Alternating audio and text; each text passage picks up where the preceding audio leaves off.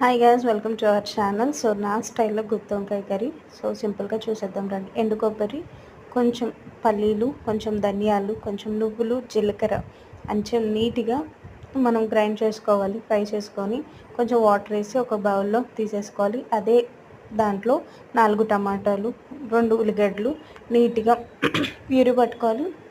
Oil వేడెక్కాక పసుపు ఉప్పు వేసి కడుక్కున్న వంకాయలని నీట్గా దాంట్లో వేసుకోవాలి. చిట్లుతాయి కాబట్టి కొంచెం దూరంగా ఉండి వేసుకోండి. నీట్గా అన్నీ వేసుకొని మంచిగా డీప్ ఫ్రై అయ్యే వరకు చూసుకోవాలి.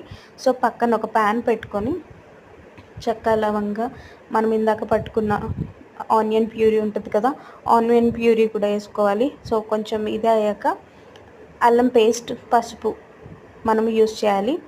అది నీట్గా కొంచెం ఆయిల్ పైకి ఎక్కాక ఆల్రెడీ మనకి ఇది అయిపోయింది కాబట్టి ఆ వంకాయలు తీసేసాలి. నెక్స్ట్ అదే దాంట్లో కొంచెం టమాటో ప్యూరీ వేసి బాగా మిక్స్ చేసుకోవాలి. మిక్స్ చేసుకున్నాక మనం ఏదైతే మసాలా పట్టుకున్నామో ఆ మసాలా కూడా ఇది చేసుకోవాలి. సో మనకి ఎట్లాగో వాటర్ కావాలి కాబట్టి అది మసాలా వేస్ట్ చేయకుండా దాంట్లో వాటర్ వేసుకుంటే సరిపోతుంది.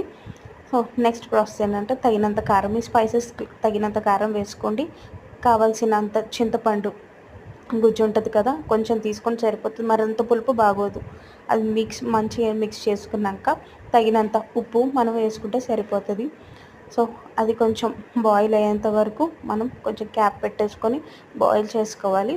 సో నెక్స్ట్ మనకి ఎట్లాగో ఫ్రై అయిపోయాయి కాబట్టి ఈ వంకాయలని తీసి ఒక 5 or 10 minutes మనం దీంట్లో ఉడికించుకుంటే వంకాయలు ఎలా మనకి బాయిల్ అయ్యాయని తెలుస్తాయి అంటే వంకాయలు అంతా ఒక పువ్వులాగా విచ్చుకుంటాయి అన్నమాట. మనకు బాయిల్ అయ్యాయని తెలిసిపోతాయి అన్నమాట. సో లిడ్ పెట్టుకొని కొంచెం 5 or 10 minutes అది ఉడికే వరకు చూసుకోవాలి. ఆల్రెడీ మొత్తం ఉడికిపోయింది. చాలా మంచి గ్రేవీ, చాలా మంచి స్పైస్, నాకు తగినంత స్పైసెస్ వచ్చాయి. సో ఇంత బాగుంది, ఎంత కలర్ఫుల్గా ఉంది. నేనైతే కడుపు నిండా తినేసాను. మరి మీరు కూడా తింటారని నేను ఆశిస్తున్నా.